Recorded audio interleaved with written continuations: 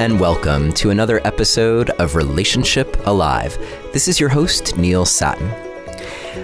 A week or two ago, I put out a call for questions and have gotten a few wonderful gems. So today we're going to tackle this important question. What can you do when your partner is leaning out or says they don't love you anymore, or maybe that they never did? Or even more extreme, what do you do if your partner has an affair and leaves you? What can you do in these situations? Today, you'll get to hear questions directly from other listeners and my answers. If you want to get your questions answered, just record a quick voice memo or video and email it to questions@relationshipalive.com. And please let me know if it's okay to use your voice, because we'll definitely leave your name out to keep things anonymous, but it's super sweet if we get to hear your actual voice and hear what it sounds like when you're asking your question. Okay, so as always, I want to start with gratitude. Thank you to those of you who have already sent your questions in. And also for those of you who have donated to help support Relationship Alive, I am so grateful. This week, I want to thank Barrett, Nicole, Angela, Sarah, Jordan, Stephanie, and Jennifer. Thank you all so much for your support of Relationship Alive. And if you're finding this show to be helpful for you, just visit neilsatin.com/support to choose a level of support that feels like it could work for you. You can just do something once, you can do something ongoing. It's all good. And every little bit helps. So thank you so much in advance. If you haven't heard, we are having a Relationship Alive live show here in Portland, Maine on June 6th. For more information, you can visit neilsatin.com/tickets. And just so you know, this show is featuring Terry Real, author of The New Rules of Marriage, and Katie Matzel as a musical guest, who is a local favorite here in Portland, Maine. And we already have people coming from all over the country to see this show. So I'm super excited, and I hope to see you there. We're going to dive deep into the questions in a moment. First, I just want to remind you that we do have a free group on Facebook called the Relationship Alive Community, where we have a safe space for people to talk about their relationships. So if you want some support from other listeners, then join the Relationship Alive Community on Facebook. And lastly, if you need support in terms of your communication in your relationship to improve it, I have a new course that's coming out very soon that's going to be super specific to relationship communication. But in the meantime, you can download my top 3 relationship communication secrets for free. All you have to do is visit neilsatin.com/relate or text the word relate to the number 33444 and follow the instructions. All right, I think that's it. Let's get into the questions. The first question is from a listener who is also a therapist, and I made the decision to not play her voice, just in case her clients are also listening as well, and I wanted to help her maintain her privacy that way. But I want to take a moment just to say, first, how much I appreciate the vulnerability and courage that it takes to ask for help, especially when you yourself are in a healing profession. No one has it perfect all the time, and we all have our blind spots. And it can be even more painful when you're a coach or a therapist and feel like you should have it all figured out. But we all need support at some time or another. So I just want to say I appreciate you reaching out with your question, and here goes. So this listener's question is more or less as follows. I'm in a marriage of more than 15 years, and my husband is leaning out. He feels like we got married too quick without really loving me. And I see a way through this, but he's in a pretty dark emotional place where he feels to me like he's totally checked out. So, Neil, what is your perspective when people say, I never really loved you anyway, I just got married for cultural or social reasons, or what can you do for the leaning in spouse or partner, since they're probably the ones listening anyway, how can they show up without pushing their partner further away? And how much hope do you see for this kind of situation in your work with couples? Well, dear listener, this is a great question. And if you could have heard the tone in this person's voice, you could hear the deep sadness about this situation. It's painful. And so I just, again, want to say how much I appreciate your reaching out, and that I feel you, and I feel I've been in your shoes, and I've been in the other shoes as well. And I have worked with couples who are dealing with this very situation. And as you might expect, it's not predictable what the outcome is going to be. And so there are a few things involved. One is, as you might expect, it's always helpful to get support. So part of getting support, though, especially in this kind of situation, is figuring out how you can honor your partner's truth. So there are many layers here, and I start wondering, like, are there kids involved? And the kinds of things that in some respects give you a little bit of leverage, because if there are children involved, that can make it even more painful and potentially traumatic to end a long-term marriage. I'm not saying that it has to be traumatic, but it just can add a little incentive, because, let's not pull the wool over our eyes here. Sometimes separating is the right answer, but it's not always the right answer.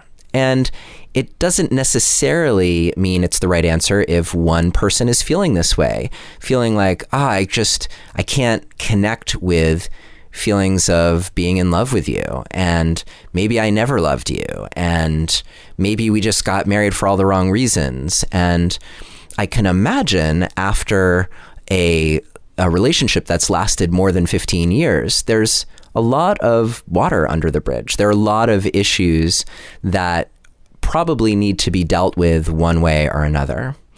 And if this partner is leaning out, then it seems possible, if not probable, that has been their approach all along, to rather than stepping into conflict in a way that actually serves a positive purpose in the relationship, that they've leaned out or found some space or pulled away from problems, because perhaps there have been things all along that they haven't known how to deal with.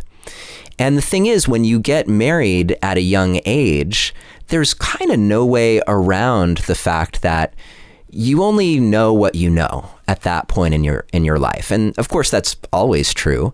But especially when you're younger, there's only so much you know about what you really want, and you have all these expectations around what a relationship is supposed to be and what getting married is supposed to be if you're getting married at a young age.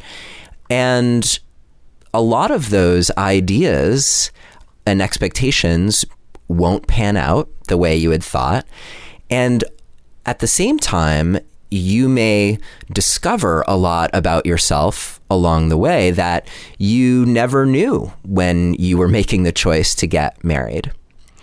And it could be that if you're not in a process of growth, that you've just been getting more and more distant from yourself and distant from knowing yourself. And that could make it even more challenging to connect with who you are and how you feel in the moment. When people get numb to certain feelings, then they're usually numb to lots of feelings, and that lack of being in touch with how they're actually feeling on the inside can often lead to just seeking relief, because just if you're numb to those feelings, it doesn't make them go away. They're still there lurking, and it can be pretty uncomfortable. But if you're just stuffing that or shutting it down, then you're probably going to start to look elsewhere in some fashion for relief. And that could be just getting out of the relationship. It could be starting to ponder other potential partners. It could be issues with substances or porn or Or. There are any number of ways. I mean, you could become fanatical about running triathlons too. So there are all kinds of ways that someone might look to distance themselves from the feelings that they're having and ultimately from the relationship. So I want to normalize both people here. So you leaning in, it makes sense that as you feel your partner pulling more and more away, you're going to wonder like, whoa, wait a minute, where the hell are you? Where'd you go? And if you are interested in the success of your relationship, then it makes sense that you're going to feel your safety jeopardized in that place. And the danger is that the way that you respond and show up for your partner, and this was part of your question, how do you show up to avoid pushing your partner further away? Well, if you're showing up from that place of fear about what might happen, fear of the consequences, then that is the kind of response that will most likely push a leaning out partner away.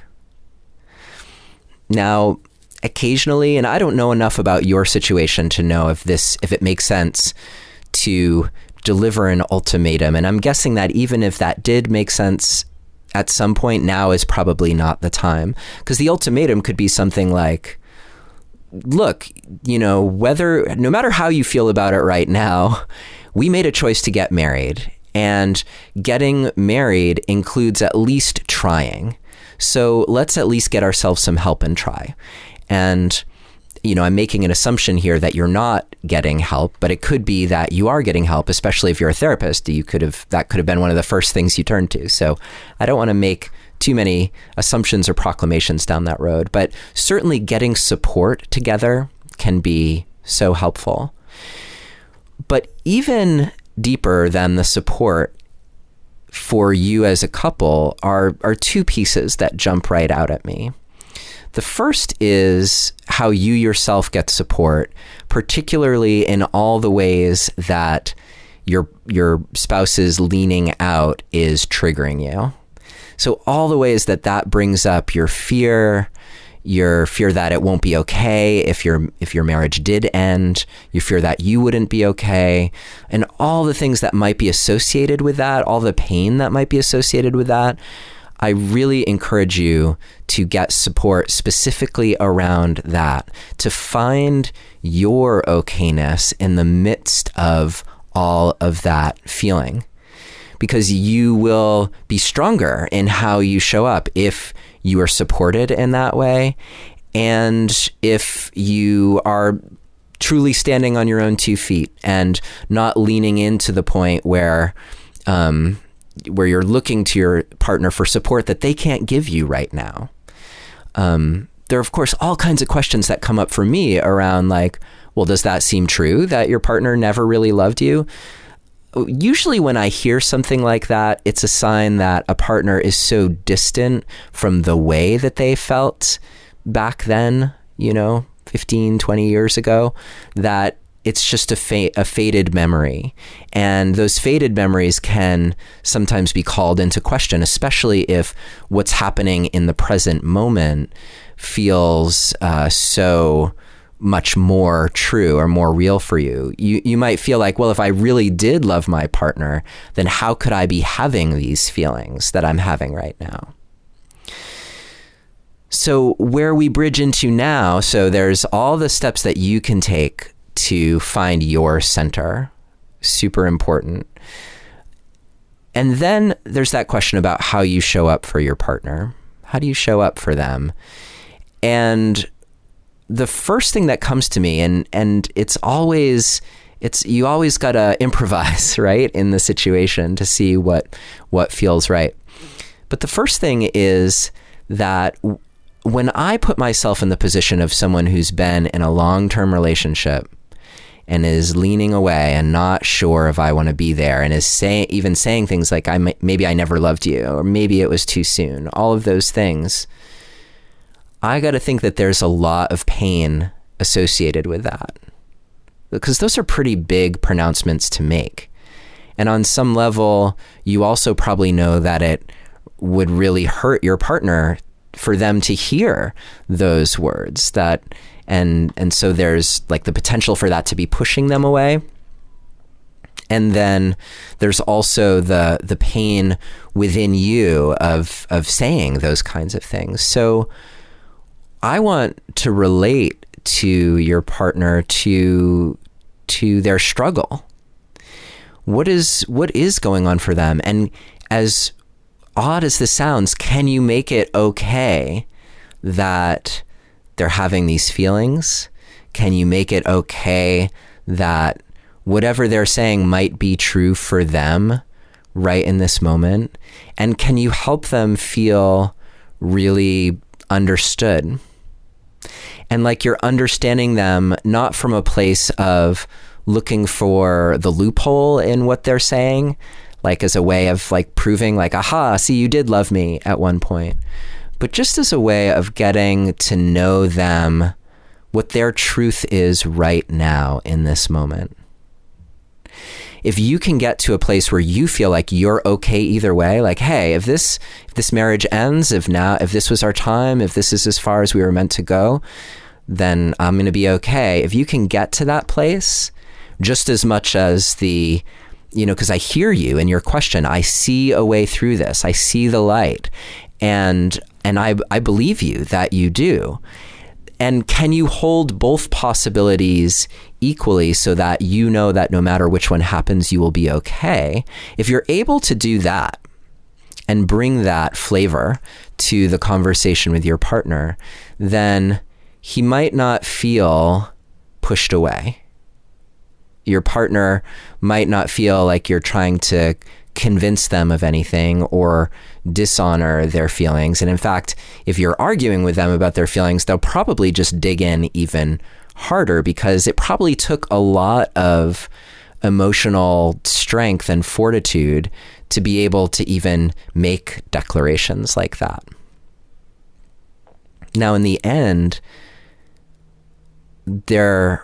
where you want to get to is a place where you've created a container that's safe enough so that you can talk about even more of the current reality. What is it that you wanted in marriage that you're not getting? What are the ways that you're feeling isolated or alone, or like your needs aren't being met? And again, obviously there's room for both of you here. My guess is that both of you are suffering in this moment. In fact, there's probably no way that couldn't be possible. There's no way that would not be the case, that you would both be suffering.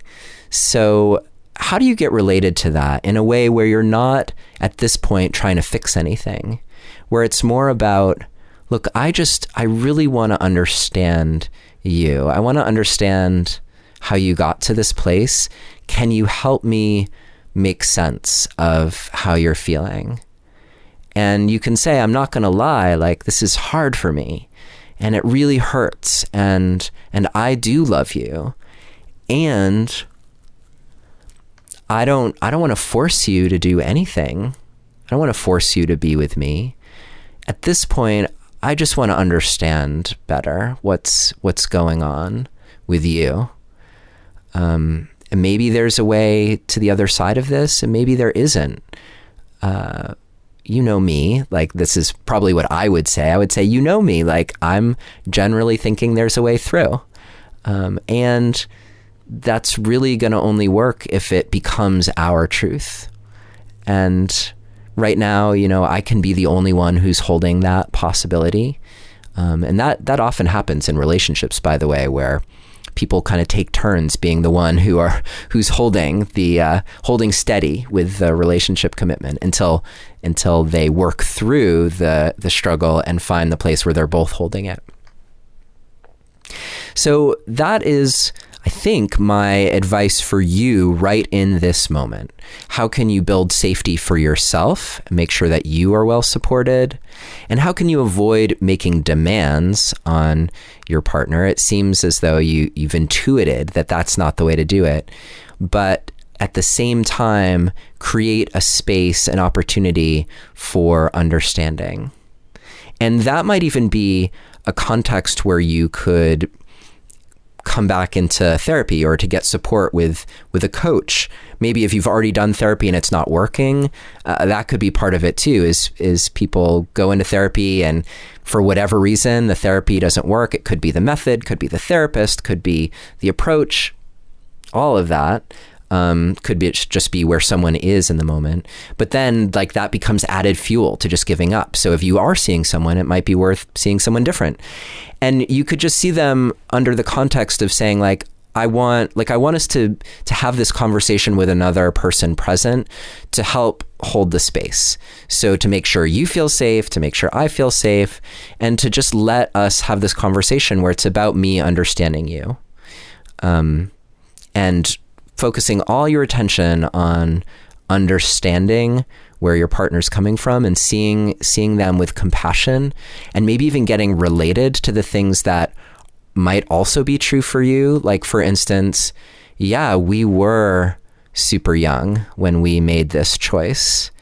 And it's true, we were different people and there were lots of pressures on us. And, there, to the extent that you can validate what is going on for your partner and their experience, that could make a huge difference.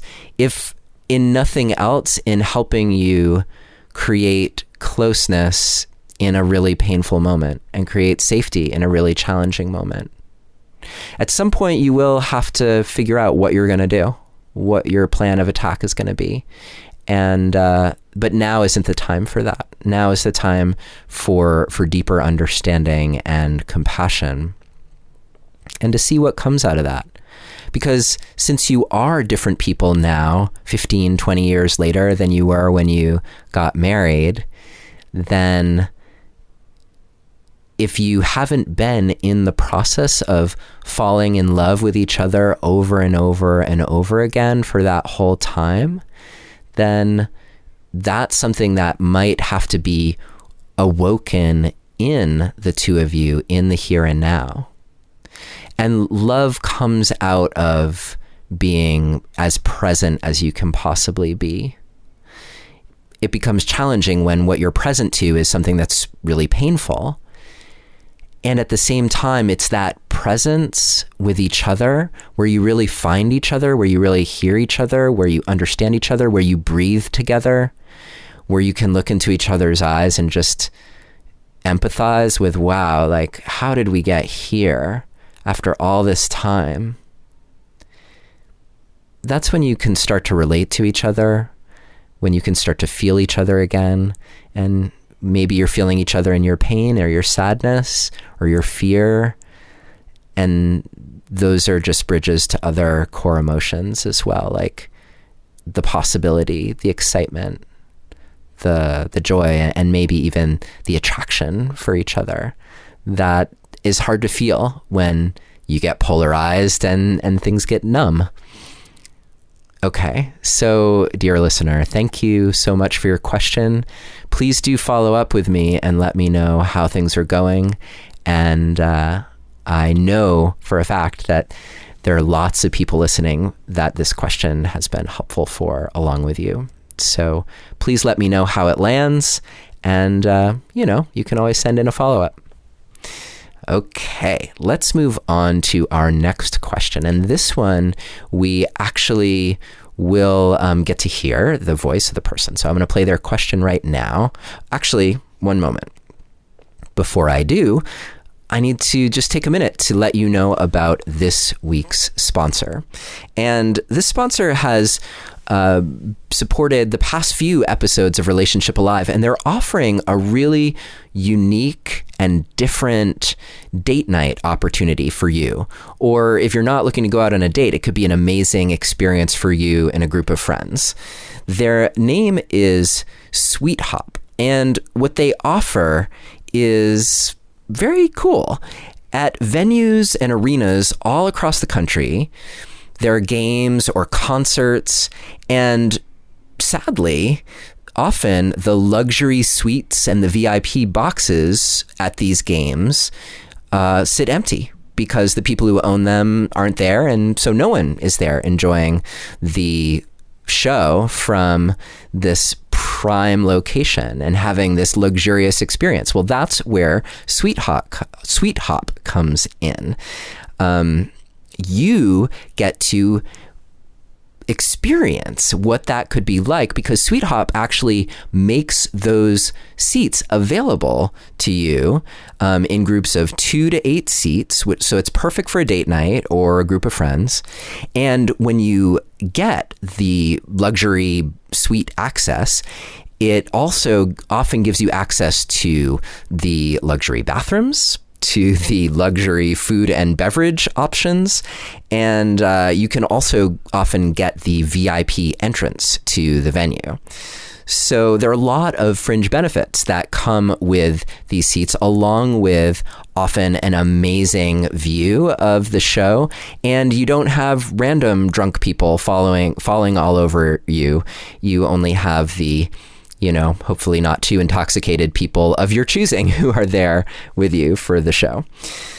So on the Sweet Hop website, you can browse a list of all the venues in your area or the events or games that are happening, and you can see what is available for you. So if you're looking for an extra special date night option that your partner definitely will not forget, check out Sweet Hop. If you visit www.sweethop.com/date night, you can find a show or a venue near you. That's SUITE hop.com/date night. And thank you so much, Sweet Hop, for sponsoring this episode and the past few episodes of Relationship Alive. Okay, so let's hear today's second question.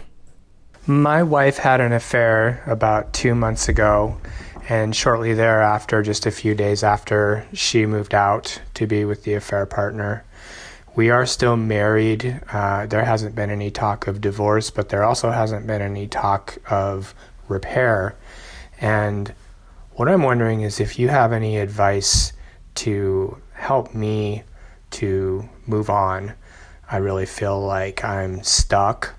So anything would be super helpful. Okay, so first off, dude, that sucks. And I'm so sorry that that's what you're going through. Today's episode is the painful partner episode, apparently.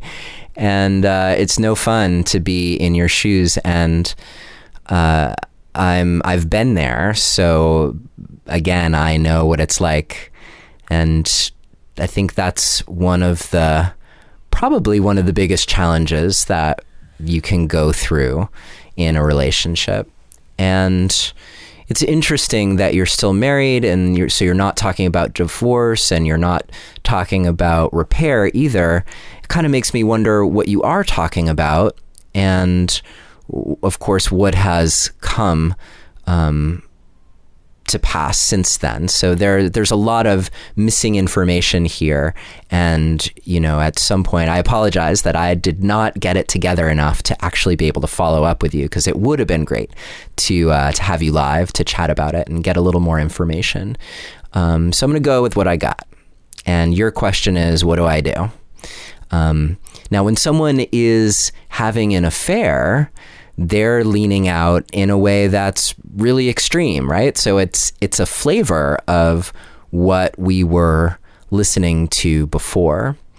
And it's an extreme flavor. So what that means for you is that you need to ensure that you are getting the care and support that you need to deal with the trauma of having that all happen.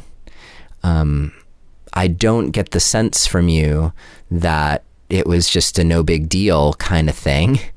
So I want to make sure that you're getting the care and support that you need, and finding that place within you, the place of stillness, the place of acceptance, the place of knowing that you're okay, and that while decisions like this can feel like they're about the relationship and granted, this is sometimes a little painful to hear, but there is always a co-created dynamic happening in a relationship. And so for you, ultimately, there will be a time for you to think about and process, like, how did this happen? What role did I play in creating this dynamic? I'm not saying it's your fault that your wife decided to have an affair. In fact, like, far from it. That's her choice and her responsibility to take.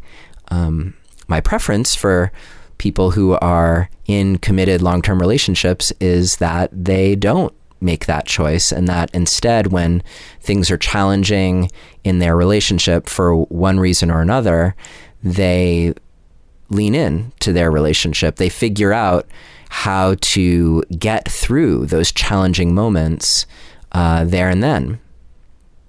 And usually affairs don't just happen out of the blue. There's a stage that is set for them that can take months and years often to develop, at least in most situations. Now, there are some times when people enter a relationship and they weren't really ready to be committed, and so they end up, being kind of loose with their agreements. My guess is that that's not where you're coming from. So there are a few things going on here. Of course, I have big questions about what's going on for your wife. What has she told you about her intentions, or is she just like off and vanished into the promise of whatever this connection brought to her? One of the most challenging things for you is going to be finding your compassion for her. Again, not that you have to approve of her choice, not that you aren't feeling hurt, but the long journey that comes next, either towards repair or towards dissolving in a way that feels kind, involves recognizing each other's humanity and being able to have that kind of conversation. So I think you'll probably understand why I paired your question with that other listener's question, because in many respects, the answers are very similar. Similar, but more extreme, because I really want to make sure that you are being held and supported in your pain, that you are finding the threads to help you make sense of what happened. Again, you don't have to approve of what happened, but the idea is to take whatever parts of you might still be feeling a little bit insane, a little bit crazy for this whole thing having gone down, to help ground those parts of you in a sense of understanding about, oh, okay, this is what's happened, and this is how I'm now feeling unsafe, or this is how I feel traumatized, and finding ways to show up for yourself and ways to get support that will help you feel as grounded as you can in a time that undoubtedly is painful for you. All the advice that I gave that other caller, that other questioner, it stands for you, because those things are so important. And if you can get to that place of feeling okay either way, also important. And it sounds like you're in the okay either way zone. You're in this limbo of not knowing really what's going to happen next. And the best thing that you can do is to figure out your own truth. So step one, handle your pain. And there are any number of techniques for doing that. If you listen to the episodes that I've had on how to recover when you've been triggered, if you're working with a therapist or a coach, this is another great way that they can support you, is to actually help you find techniques that truly work for you to get centered when you're in a triggered, painful place. To, if you have tears to shed, to weep and to be held in that. If you have anger and rage to voice, to have a place for that too. It all would make a lot of sense to me. And That being said, I have also worked with lots of couples who have dealt with infidelity, with affairs, where their partner fell madly in love with another person, where they thought the marriage was over, where the partner even left and said, okay, I'm going to go have a relationship with this person, and where those people actually were able to repair their relationship and come back together. Now, that journey of repair is a long one, and it takes two people being willing to participate in it. So until you get to that place, the best thing you can do is to get to know yourself really well, to give a venue to all of the feelings that you're feeling, and to really express them, and to not feel like you have to express them at your wife, but to feel like they're still honored.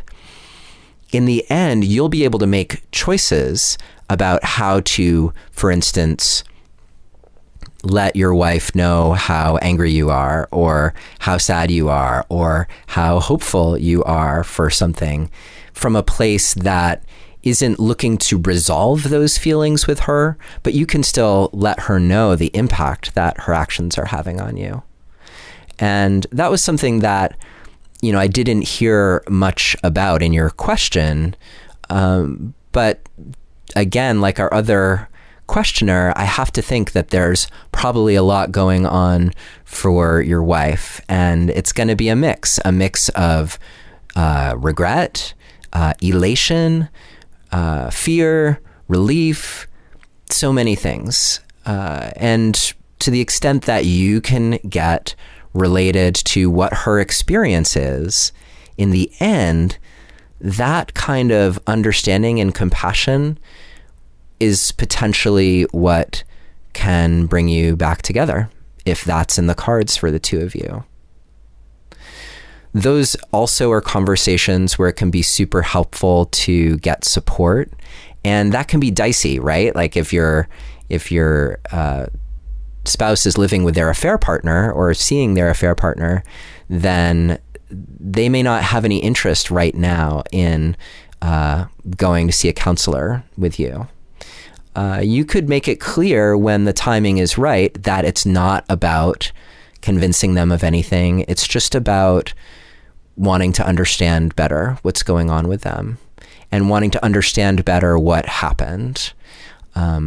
And you want to be really careful. This is a time to work with a therapist or a coach who has worked with people in this situation, because you really want to shield yourself as much as possible from being blamed for what happened. It's a fine line there, and sometimes it's helpful to have a third party to just kind of be the temperature gauge in the room about whether blame is happening or shame is happening, and to help keep two people having a really challenging conversation in touch with themselves and in touch with each other, and in touch with a way of having that conversation that's actually generative, that's actually positive for them, and bridge building. The only way through for you guys to actually make it to the other side together is to fully understand what happened, and to make systemic changes in your relationship. And generally, when you've reached a breaking point like this, there really is no going back. There's no going back to the person that either of you was before. So the journey ahead is all about integrating who you are now, integrating what you've learned about yourself and going through this process, integrating what you're learning about your relationship, integrating what your new awarenesses actually create for you in terms of the new things that you're going to want to do. So if things are to continue, how do you safeguard yourselves from that kind of vulnerability while you repair? But the thing is, as you mentioned, you're not even at that place yet. And the way to get there is to keep the door open, to not be shaming or outwardly rageful towards your wife, to be amenable, to do your best to just be compassionate and understanding, as hard as that can be, and to ensure that you have the support that you need, the resource that you need to be able to show up in that moment, being fully you in your truth. My guess is that down the road, you may be really clear, like, hey, I didn't sign up for an open relationship, like, so this kind of thing isn't going to fly with me. You may have a different decision, like, oh, if that's what we're going to do, then let's have some conversations about that. I did have a recent interview with Tammy Nelson where we talked about couples making those kinds of changes as a way of responding to infidelity.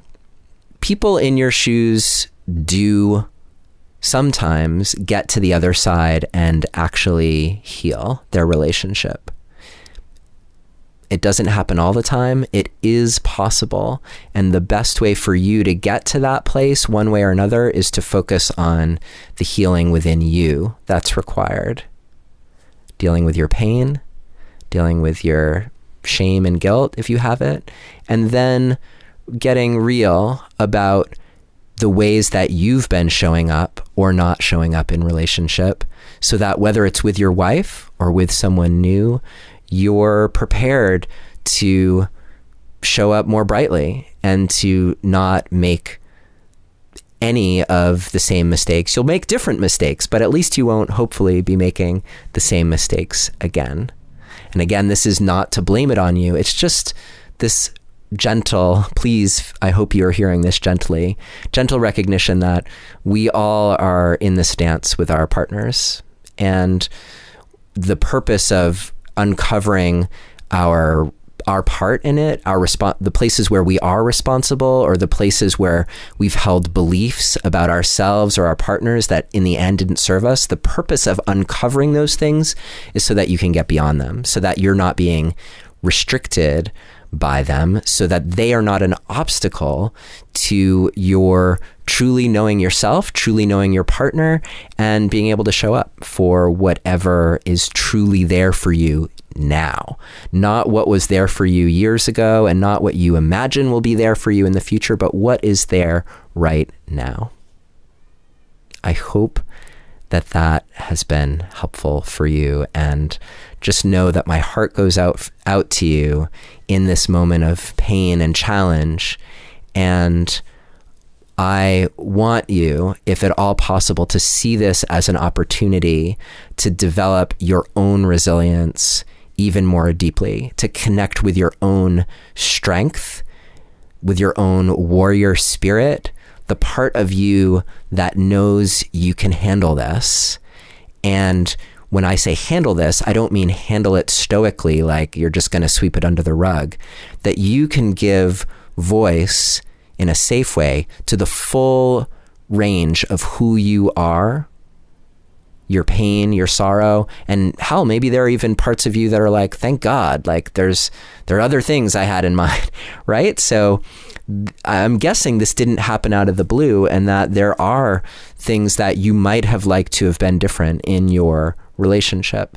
This is a great time for you to get really clear on all of it and to emerge stronger for it. And everyone around you will notice that strength and resilience. And of course, I encourage you to reach out to someone else for help if you haven't already. And I do work with people around this issue. You can always reach me, Neilius, Neilius, at neilsatin.com if you're interested in coaching or support. Or any of you listening, if you are going through something like this, it is hard. And my heart goes out to you as well. There are so many of us out there who have been through this kind of situation. And the more that we can normalize that experience and also find the pathway through, compassion for ourselves, compassion for our partners, and open the doors to healing, then the better we all are. So Thank you so much for your question and your willingness to have your voice on air. I appreciate that. And again, if you have a question that is burning within you about your relationship, or maybe a relationship of someone you know, then just record it on a voice memo or send me a video, and send that to questions@relationshipalive.com, and we will choose ones that feel appropriate for the show. And it's, I think, going to be super interesting for all of us. I want to close with an invocation here for everyone who is going through this, and whether you are the leaning in partner, the bewildered partner, or whether you're the partner who's had the affair, who is on your way out, or not sure if you love your spouse. There's room for all of us here, and I don't blame you for feeling that way. I hope you hear that. Some of those choices are not choices that are conducive to a long-term relationship, but let's get real. Whatever fosters those kinds of choices is typically the result of a lot of pain or confusion or uncertainty. And I honor that it's not an easy road sometimes. And the way that we get through it is for all of us to overcome whatever shame we have, and to look at ourselves more clearly, and hopefully to understand ourselves and to be understood more deeply. And that is my wish for all of you.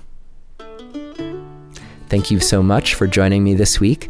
Next week, we will be hearing from Cheryl Fraser, who is the author of Buddha's Bedroom, which is all about bringing Buddhist and mindfulness practices into your intimate sex life with your partner. The kinds of things that we've been talking about today, that is mindfulness at 10, even at 11. Bringing that level of awareness to yourself and to your partner, and compassion is what it's all about. So it can bring healing in a time of pain, and it can bring deep connection and passion in times where you are actually not in crisis with your partner. So I will see you next week with Cheryl Fraser. And until then, do send in your questions. I'll see you in the Facebook group. Download the communication guide. Consider coming to Portland, Maine on June 6th for the live show with Terry Real. And take care. Until then.